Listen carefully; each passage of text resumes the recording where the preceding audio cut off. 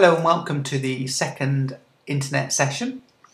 This session we're going to be covering a few more of the prerequisites that we need for this unit, as well as looking at some information about cookies, pop-ups, how to have much safer passwords. It's a really good session. So let's just dive in. First thing that we didn't do in the last session, but is very useful, is you can right-click on this area at the top of the screen and turn on the menu bar, which turns on the menu bar from the previous versions of Internet Explorer. And for some of the things that we're going to be covering, makes life a lot easier. So I'll just show you a couple of things quickly. One is to do with the help. So one of the screenshots that you're asked to take is knowing about how to find help within the browser, and I'll just very quickly click on the help, and then you could search for something that you weren't sure about, say maybe cookies, and then it gives you, it shows you all of the information about it. Okay, so that's the help functionality. And another thing that you get asked to do is to send an email or send information with browser tools. And under the file menu, down on send, you've got the option to send the page by email or send the link via email. So if I wanted to send somebody a link to this, I could just I could click this button. It would pop up my mail client with all the information pre-configured. I could just type in who I want to send it to, and away we go. So those are just a couple of things, a couple of advantages of bringing up that toolbar that allow you to sort of bypass or make things a lot easier to find. So I've just searched for the word hello as just to introduce this episode sort of thing. And what I want to do is I want to show you what content filtering or safe searching can do. So if I click on the little cog, which sort of represents the tools here, and I go into search settings, we get a slide bar at the top, which is a reasonably new addition. Okay, and we can choose how strictly sexual content comes up. So let's move it all the way to strict, and then we have to press save. Yeah? We have to save that option. All right, so it brings up hello. And then if we were to search for something sort of fairly harmless, but if we search for the word boobs there, we can see that nothing comes up because it's a strict internet search. Now, I'm not going to search for boobs with it turned off because it will go wrong. But once we've made that adjustment, we can then adjust it very quickly here, and I could turn it to off or moderate. Now, you can see the problem with that setting is that it's very, very easy to change. If you're doing that to protect your kids from looking at things they shouldn't be looking at, then it's not very effective if they can just change the button, change the settings so quickly. So what you can do, okay, is you can set it across to strict, and then there is an option to lock the safe search. Now you do need to have a Google account to do that, so you have to sign in with a Google account for that to work. But that's not too onerous. And then once you've signed in with your Google account, so you could set one up just purely for that purpose, and then that can't be changed without knowing the password to that account. So if you set that account up with a password that the kids don't know, then they shouldn't be able to then search for anything. Now that's not saying they can't find it in other ways, or if they know the URL themselves, they could go to boobs.com, or I don't even know if that's a real place. But they can. It doesn't stop it at that level. And so for stopping things altogether, I recommend using a system called OpenDNS, which is completely free. Okay, and DNS, just very, very, very basics, is the method of which all of the. Can you see here? See that this is what's called an IP address, an Internet Protocol address, and we like to use English words, so I went to www.opendns.com, but an actual computer doesn't understand that. All a computer understands is the numbers. Okay, and DNS is very simply the process of changing the the URL, so opendns.com, into a bunch of numbers. Okay? And so you can go onto this website and they basically will not return any numbers of anything that is sexually explicit, or there's a whole bunch of options that you can turn on and off. And then it's sort of blocked at a much deeper level. You know, the kids could know the URL, they still can't get at it. So very good, very free. So that's just fantastic. Just a little aside, really. It is mentioned in one of the multiple choice questions. So OpenDNS is a very good resource. While we're at it, let's have a look at another common misconception, or what people often get confused about, and that's this idea of cookies. So a cookie, very simply, is a small text file that a web page you're visiting can place on your computer. Okay, small text file. That's all they are. Okay, and people, especially the European Union have just passed or recently passed this law that tells you that any website you visit in the country or in Europe has to tell you that it's using cookies. I've just come on to the BBC just to see if it pops up. I might have already accepted it at some point, but I'm sure you've seen this. This website is using cookies. Do you click OK? So what are they, and why are they there? So the cookies, generally, so the problem the internet has is there's no what's called state. The internet can't really remember things very well. So if I log into a website, okay, say I go to Amazon and I want to buy something, and I log in with my username and password, and then I click on another link.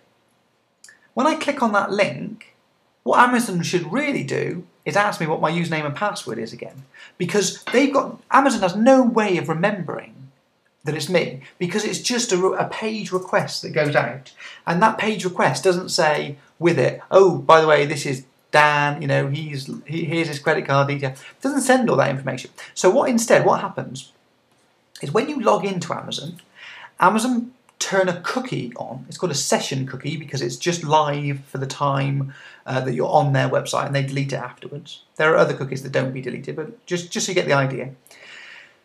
That cookie that gets placed on your computer just has your username and some string of information, so that while you're browsing around the website, each time they show you a new page, they can still also show you your shopping cart and the items that you've got in it. It's just a way of remembering who you are. And the other way is often you'll see a button when you log into a website that it says keep me logged into this website. And so if you click that button, then what's happening there is a cookie gets placed on your computer with your username and password, essentially. Might not necessarily be like in clear text like that, but essentially it's your username and password, so that when you go back there again, the browser just goes, oh, let me just see if we put a cookie on this person's computer, and it looks at that cookie and then it logs you back in. Okay, so there are, they have been abused slightly, and people, computers try, some third-party companies, so not Amazon essentially, but some people try to get a feel of what you want to buy, and they try to put cookies on your computer so that they can recognise you again in the future. So that if you've been on a website, looking at racing cars, or you want to buy a Ford Escort or something like that, or Ford Sierra, or maybe a car that even exists, Dan, Ford Focus. They might drop they might say, okay, this person ABC, and on their database, on their website, ABC likes Ford Focus. And then if they can spot you again at some other time on the internet, then they might be able to show you an advert that was relevant to things that you're interested in. Okay, so it's sort of targeted. It's not a particularly scary thing, cookies. However, that all said, I probably should have had this on the screen the whole time. I just had the BBC up there the whole time. But you can certainly delete and remove cookies. Now, one of the downsides of deleting them is that all of the cookies that are that you're using to log into websites will be deleted. And so if you have ticked that little box that says keep me logged into this website, then you will have to re-log in again when you delete the cookies. So so I've gone into Internet Options, and then here is delete, and so I can untick all of these, and I can choose delete to remove those cookies. Okay, and then also in the settings, we've got a few options here that aren't necessarily to do with cookies, but you can. Oh well. No, these aren't really to do with cookies. But you can remove things every time you restart the browser or a session, and you can specify how many days of history you've got, and you can click on here and view files. And this is actually where all of the browsing information for your computer, including the cookies, live. I'm just seeing if I can bring this up. Okay, so here's all the little icons that appear here. See this BBC icon up in the top left hand corner? This is just showing me all of the icons and things. And here's some cookies that have been left on the computer. Indeed, we can even open them up, and you can see that the cookie is just some text. Okay, so just a little bit of text that just identifies you back to the person. Okay. So that hopefully covers a lot of the cookies there. There's a couple of other things. So one of the screenshot requirements is to use webmail. Okay, so hopefully you all have access to webmail, and just log into a webmail client, either a home one or a work one. Just bring up a new email, just put in some info. We want some content. It's not ever a good idea on the calls to show any blank content, but fill in some content and then just take a screenshot of demonstrating using web browsing. So that's just showing other ways that you can use an internet browser to transmit information. We also want you to go along to the ITM2 website, which I'll just log in as here, and log in as this test person, and it's all about updating your profile settings. Okay, so I'll just click on edit profile here. There isn't anything filled out for this person, but you do have the option here to put in some interests and hobbies about yourself, as well as choosing a file. So you can choose a picture of yourself. You don't have to have a picture of you. Save any picture. Dog, tree, cat, anything you want. But just put in a little, make sure the town and city, in my case, I would set that at Cheltenham.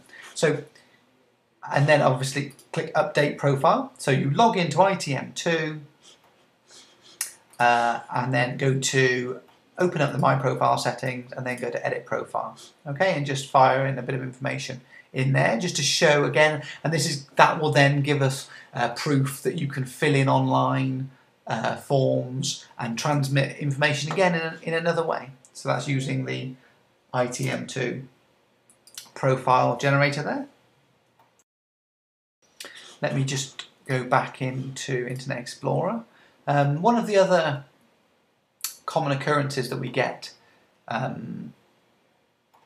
today is pop-ups. Okay, so pop-ups are where you visit one website and another one pops up either in front or behind. They're generally advertising based.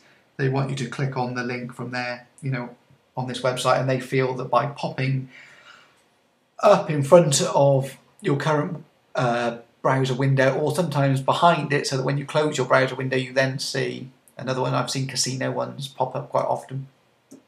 And it's a little bit annoying. However, most of the browsers these days have a built-in pop-up blocker. Okay, mine is turned on at the moment, so if I click here I could turn it off, or there's certain settings. So you can see here that you can override it. So this particular website needed to log into the actual website, a pop-up would occur. And so we've just allowed that website there to be on the allow list. So you don't have to have it as like blanket coverage. You can certainly block selectively websites or allow selectively. Okay, so that's just a little rundown of pop-ups. Let's have a look now at, let's move on to look at passwords, okay? And this is quite fun. Did this last year, and what this is each year they submit. Each year, different websites list the worst passwords, okay, of the year, okay. And what do we mean by worst passwords? Well, we mean the most common, okay. So what's happening? Unfortunately, more and more websites are having their whole database of passwords sort of hacked, okay? And so what that gives you, and then they just get released to the public, you know, they just get posted on websites that people can download them, and you know you can go on and you can download 7 million people's passwords, and you don't necessarily know who they are. They may have obfuscated the names of the people, but they show the whole list of passwords. And so what that then does is you can see which passwords occur the most often. Okay, so it's probably no surprise to anybody, but the word password is the worst password you can have. It's the most common password. Okay, I thought myself very clever at the age of 16, when computers were just sort of starting to be password protected, at least at my school. When I chose the word password as my password, I thought, oh, nobody else will ever think of that. And then here's the list. So if you're looking at this list and you see your password here, monkey is always a weird one, but it's been there for a while. You can see it's unchanged. So this is like top of the pops here. So you can see that the worst password is password, then 123456, and then 12345678. Obviously they think those extra 2 digits are going to really give them some safety. Although obviously, in reality, it's the third password that somebody would try to use. Then you've got ABC123. That's up 1 from last year. QWERTY. So obviously, if you see your password in this list, that's not a good sign. Okay? In fact, it's a very bad sign. Probably means your account will be hacked quite easily. So there's basic sort of password, good and bad ideas. Okay? It's a good idea to have a different password for every website, okay? Because then, if a database of websites, password database gets hacked, then they're only going to get one of your passwords, okay? And hopefully the companies, if they are acting correctly, then they will notify people and reveal exactly what's happened. A company should always reveal what's happened to it, and then give people the information they need to decide whether they want to stay with that company and what remedies that company have taken to not be hacked again. Okay, so what you want, and then so the next stage is then getting a good password.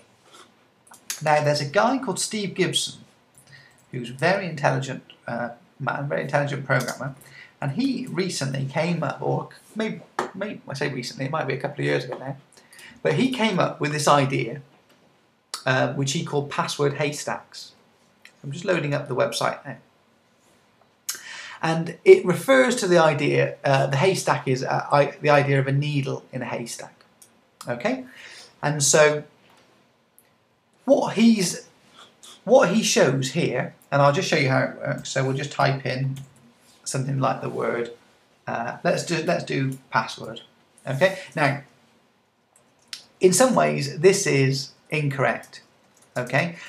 Just for the following reason. So what this is showing me is that this password, because it's saying it's eight characters long, this would be cracked, okay, in 2.17 seconds, okay? If you could have an offline scenario, so that means you've got this database and you've downloaded it and you're just trying to crack it, okay?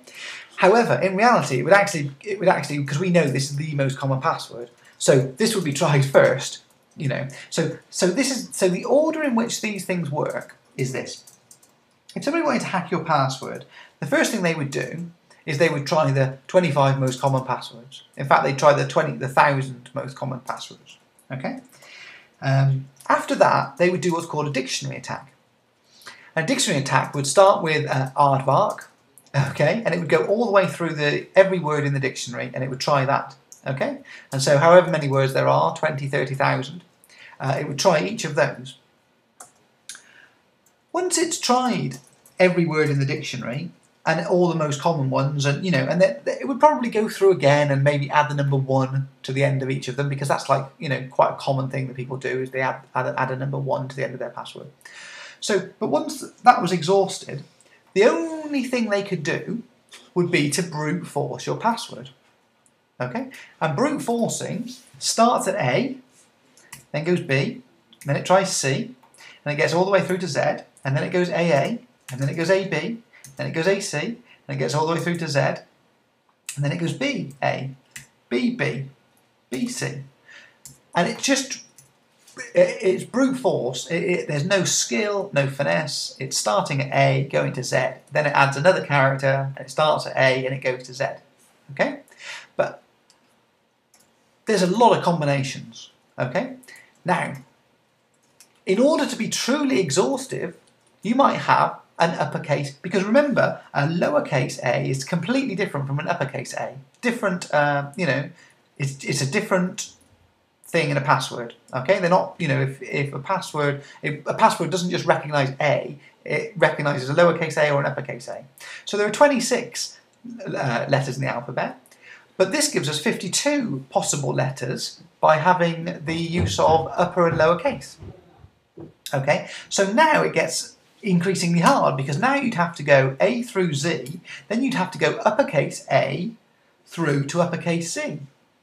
Okay? Now, what makes it harder again is to add a number in. Okay? Because then you've got, just for one digit, you've got lowercase a all the way to Z. Okay? Then you've got uppercase A to Z, and then you've got 1 through to 9 and 0.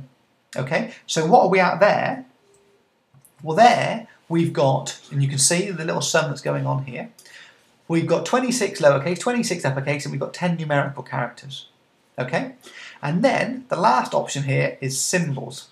Okay, so let's add a symbol, such as a exclamation mark. Well, there are 33 possible symbols that can be accepted as passwords, and if you look on your keyboard, you'll see all the different symbols there, and obviously you've got Shift to press a load of them. So now we've got 95 things that could go in that very first space. If your password is 5 or 10 digits long, each digit, and by digit, each space that a character represents could be one of 95 possibilities. Okay? And this is where it starts getting crazy big. Because if you make sure that your password contains 1 uppercase, 1 lowercase, 1 digit, and 1 symbol, then they've got to try every single combination. And so this is what his idea was. Here's what his little formula sort of thing was. And obviously, so if you were to write the word D, capital O, that's the number 0, DOG, okay, exclamation mark. All right, that covers all our bases there. We've got an upper and lower, 1 digit, 1 symbol. And then if I just hit dots a few times, all right, this is now a 13-character password. It is almost impossible to crack this password.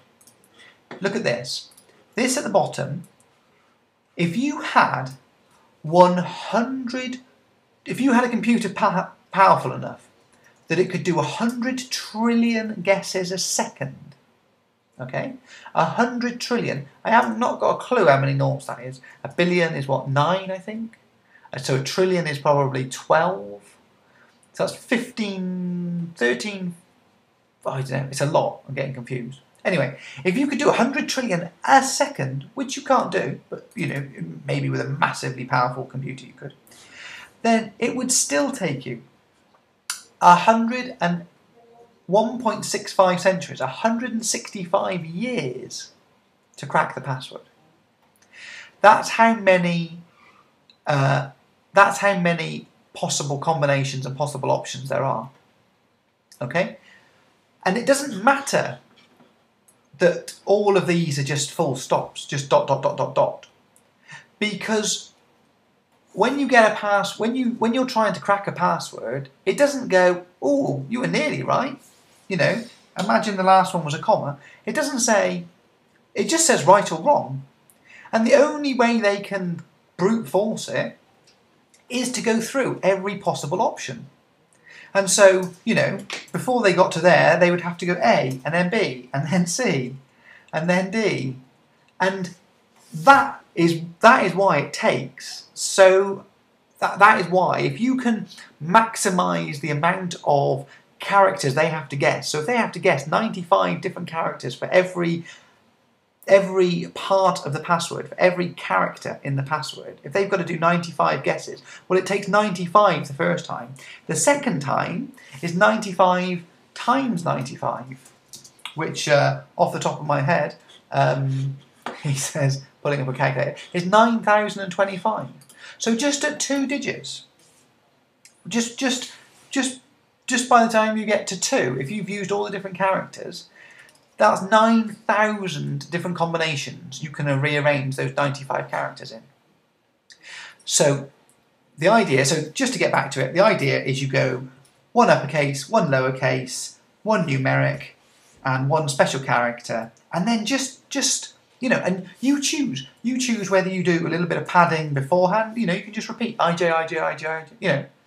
But you hit 12, 13 characters, and as long as you've got that rule going, because nobody's going to know that I've put my upper and lowercase characters at the end here, or in the beginning, or in the middle. I mean, you know, a password, you know, you can have dot, dot, dot, dot, dot, AS2, that, dot, dot, dot.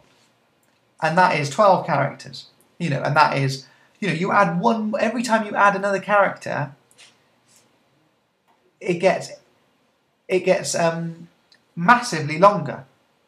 In fact, when I said 1.64, before it was 1.74 centuries, say, look, you add another dot to it, and this bottom one goes to 100 centuries. So that's, you know, that's 95 times stronger by adding another digit to the end. You know, so if this password here would take one, you know, let's say that's 1.74, let's round that to 2 centuries. You add another character on, it's 95 times harder to crack.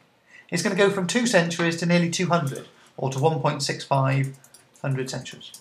Okay, so I can't stress enough that if you can just put in each of those characters, and that's why these websites these days are asking you for them, but you know, pad them out with just, you know, work out, what you want to do is work out your own little combination of how to do things.